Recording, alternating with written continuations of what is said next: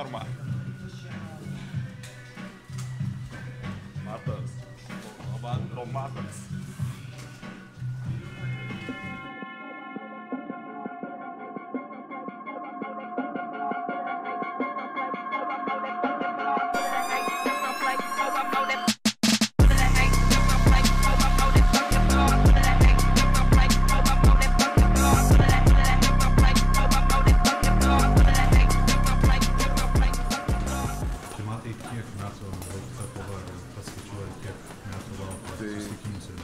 Nemažai metų jau, jei neklystu 4, tai manau spėjome tiek aš, tiek jisai patobulėti ir bus gera kova.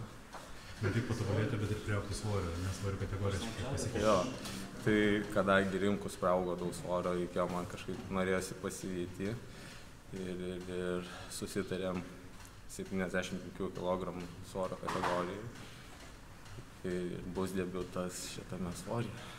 Kol kas Mato jautimo ringe lydi nesėkmės. Kaip psichologiškai su to susidoroja, kiek tai kainuoja kiekvieną kartą žengiant? Tai viskas gerai, ne pirmą kartą pralaimiu, būna visko, tai pasimokau už pralaimėjimų ir judu toliau. Pats stebėjai greičiausiai Dovydo pasirodymus, ką gali pasakyti, kur galbūt klaidas daro arba kur pabandysi prigauti? Stebėjau, kažkaip klaida gal būtų, atrodo, kad kategorijoje, nes čia mačiau Tailandė 92 kg kovojo, tai manau reiktų susiimti šitą vietą, o daugiau nelabai iš jo kažkur ir mačiau. Kaip pats? Puikiai.